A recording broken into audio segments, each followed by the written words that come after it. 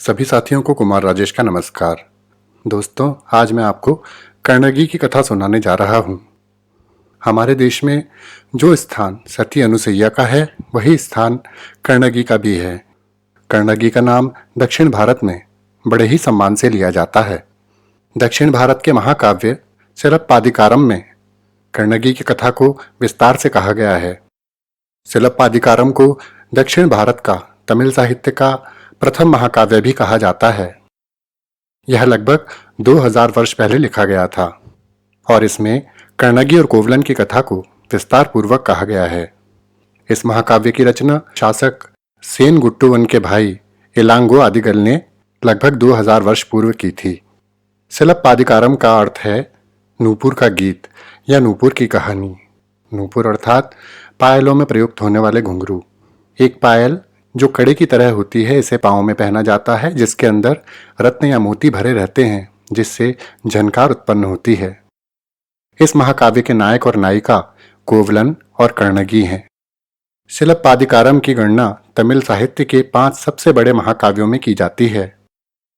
इसके अतिरिक्त अन्य महाकाव्य हैं मणिमेकलाई, कुंडलकेची, वलयापति तथा शिव का चिंतामणि। जैसा कि मैंने आपको बताया, सिलप्पादिकारम का अर्थ होता है पायलों की कथा, और ये नाम इसे इसलिए दिया गया क्योंकि इसमें कर्णगी की पायल का बड़ा महत्व है। सिलप्पादिकारम 3 भागों में बटा हुआ है: पुहारक कांडम, मदरक कांडम और वंजिका कांडम। इन तीनों भागों में क्रमशः चोल, पांड्य और चेर, इन 3 राज्यों का वर्णन है। इस महाकाव्य में कवि ने तत्कालीन तमिल समाज का सजीव चित्रण प्रस्तुत किया है। महाकाव्य में कर्णगी के जीवन को उतारा गया है। प्राचीन काल में चोला राज्य के बंदरगाह पुहार में एक धनी व्यापारी रहता था, जिसका नाम था मनाइकन। इनकी पुत्री थी कर्णगी। कर्णगी अत्यंत रूपवती थी और संस्कारशील थी। पुहार में ही एक अन्य धनी व्यापारी भी रहता था, जिसका नाम था माकटुवन। उसका एक पुत्र था कोवलन। कोवलन अत्यंत रूपवान था। कर्णगी का विवाह कोवलन से हुआ। उन दोनों को देखकर ऐसा लगता था जैसे वे दोनों एक दूसरे के लिए ही बने हों। दोनों अत्यधिक सौंदर्यवान थे और उनकी जोड़ी देखकर सभी लोगों को बहुत प्रसन्नता होती थी। विवाह के पश्चात कुछ वर्ष उन्होंने बड़े प्रेम और प्रसन्नता से बिताए। एक दिन कोवलन ने कर्णगी से कहा कि मैं तुम्हारे लिए एक बड़ा मकान बनवाना चाहता हूँ। कर्णगी ने कहा, क्यों, हम क्या तुम्हारे माता पिता के साथ नहीं रहेंगे? मैं उन्हें छोड़कर नहीं रह सकती। कोवलन ने उन्हें कहा, मेरे माता पिता तीर्थ यात्रा पर जा रहे हैं, अब हम दोनों को अकेले ही रहना होगा। तब कर्णगी ने कहा, ठीक है, आप मकान बनवाइए। मैं मकान को इस तरह से सजाऊंगी संवारूंगी कि स्वर्ग भी उसके सामने कुछ नहीं लगेगा। इसी तरह दिन बड़ी खुशियों के साथ बीत रहे थे। एक दिन नगर में एक उत्सव का आयोजन हुआ।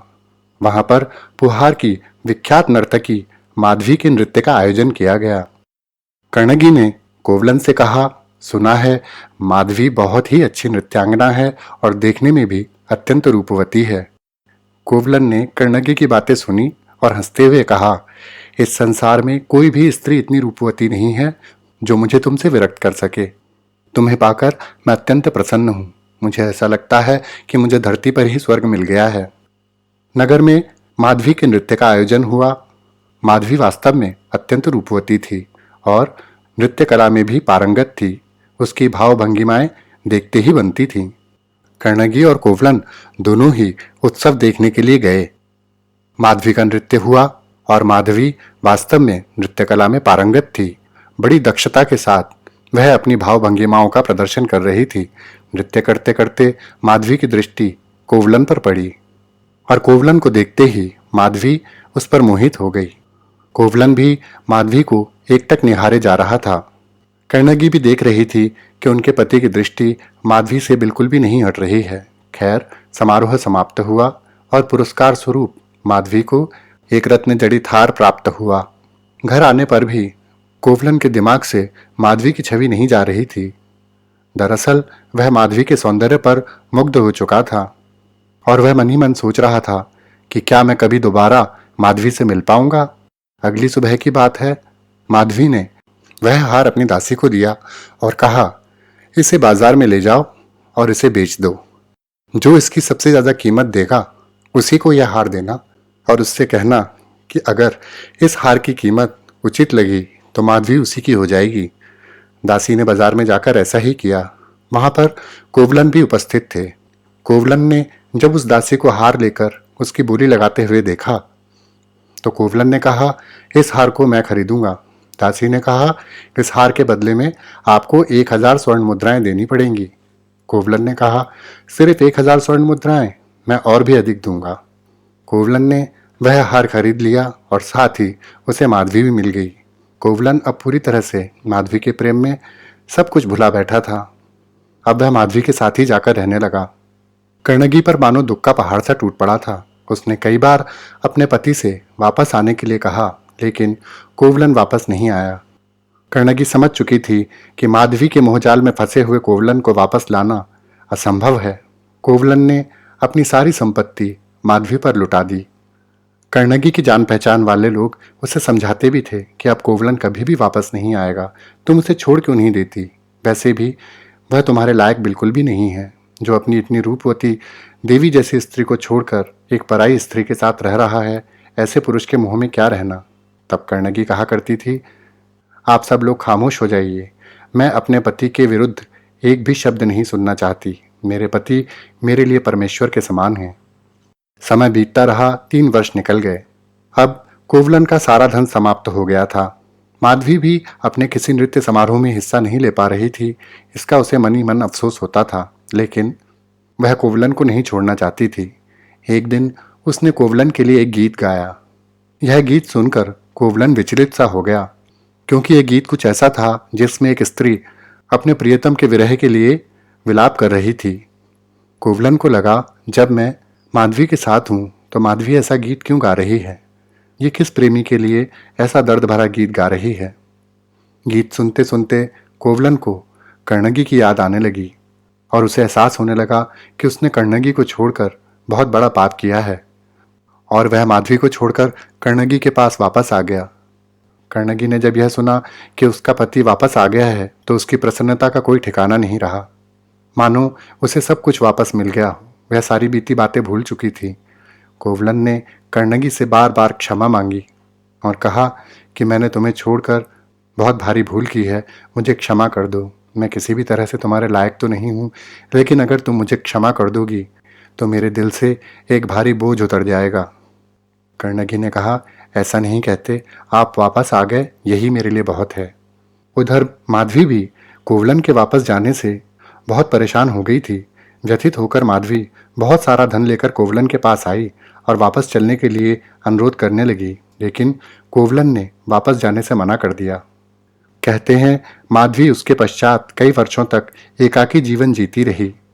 कोवलन से उसे संतान भी हुई थी। आगे चलकर माधवी ने बौद्ध धर्म अपना लिया था। कर्णगी कोवलन को वापस पाकर बहुत प्रसन्न थी, लेकिन कोवलन का सारा धन समाप्त हो चुका था। कोवलन अपने सगे संबंधियों से किसी भी प्रकार की सहायता नहीं लेना चाहता था। उसने कर्णगी से अपने मन की बात कही। कर्णगी ने कोवलन से कहा, मेरे पैरों में जो पायल हैं वह अत्यंत मूल्यवान है। एक पायल बेचने पर भी हमें इतना धन मिल सकता है कि हम कोई भी नया व्यवसाय शुरू कर लें। कोवलन ने कहा, तुम्हारी बात तो ठीक है, लेकिन इस पायल का सही मूल्य प्राप्त करने के लिए हमें यह शहर छोड़कर मदुरई चले जाना चाहिए।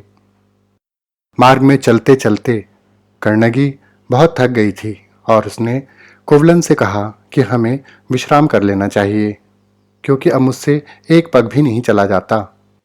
दोनों ने मार्ग में ही किसी शहर में विश्राम करने का निर्णय लिया।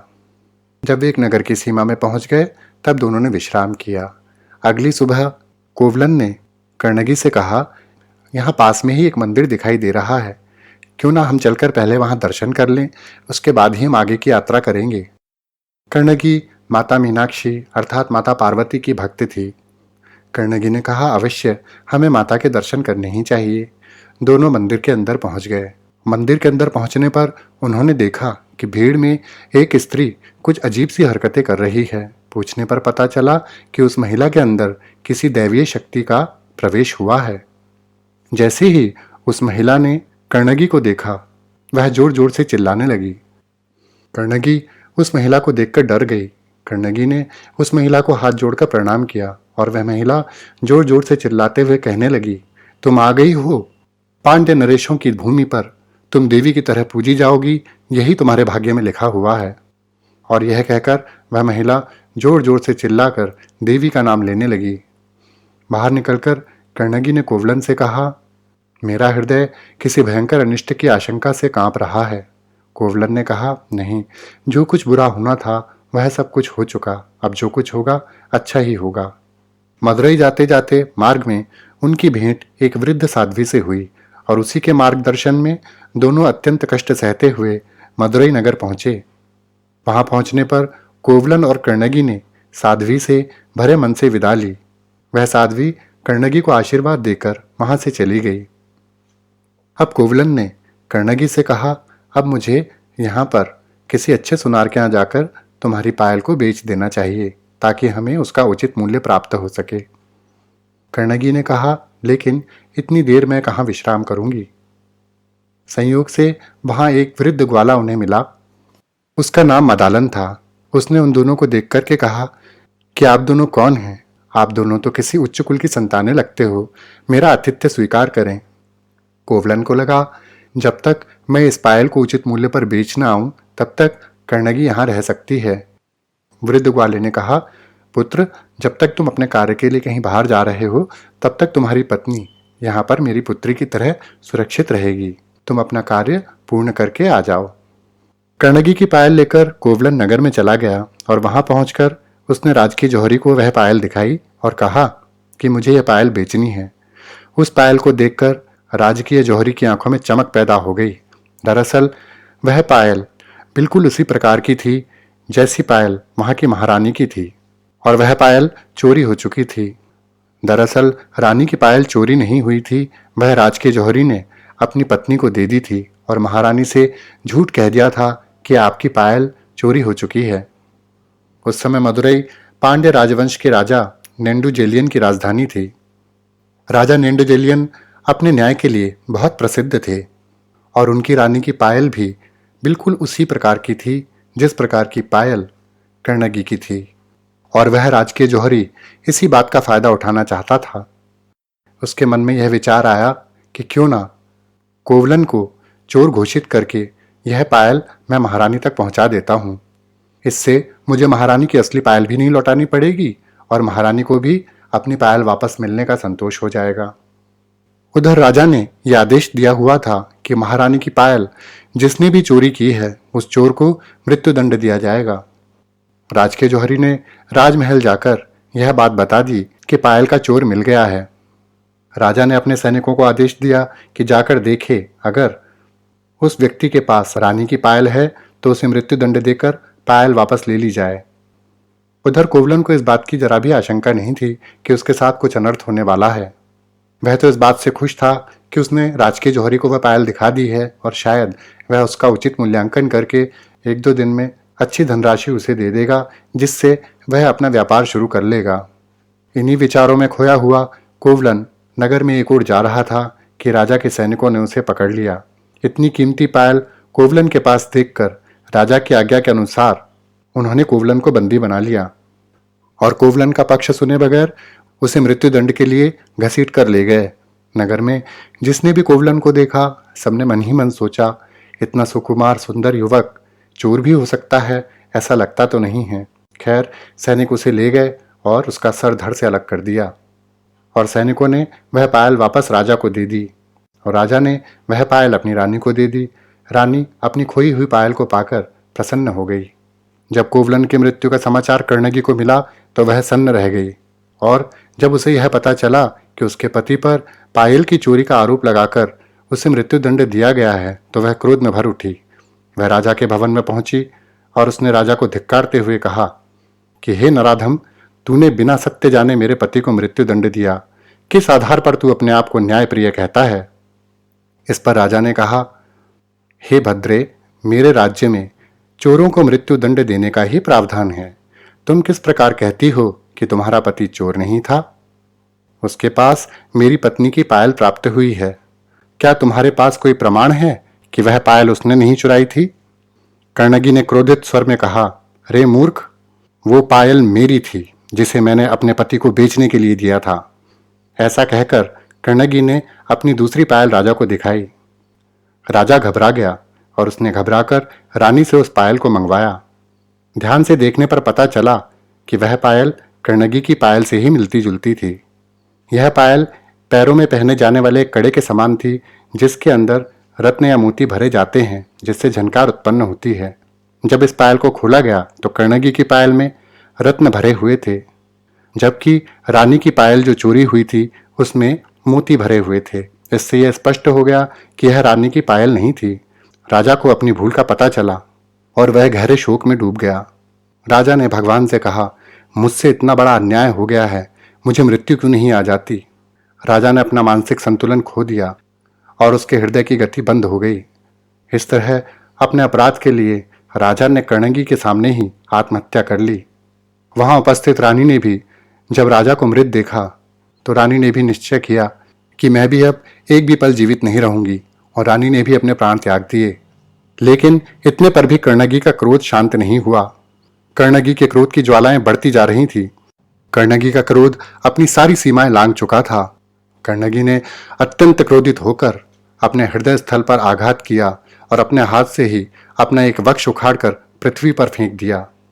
अत्यंत क्रोधित होकर क्रोधित शब्दों में कर्णगी ने कहा, अगर मैंने कभी मन और वचन से कोवलन के अतिरिक्त और किसी का ध्यान ना किया हो, और अगर मैं वास्तव में पतिव्रता हूं, तो तत्काल बालक बालिकाओं और पतिव्रता स्त्रियों को छोड़कर पूरा मदुरई नगर भस्म हो जाए। ऐसा कहते हुए कर्णगी ने अपने हाथ से पायल को भूमि पर पटक दिया, जिससे प्रचंड अग्नि उत्पन्न हुई और देखते ही देखते पूरा मदुरई नगर अग्नि के आगोश में समा गया। लेकिन कर्णगी का क्रोध शांत नहीं हो रहा था। मदुरई नगर के भस्म होने के बाद भी कर्णगी देवी हुंकार भर रही थी।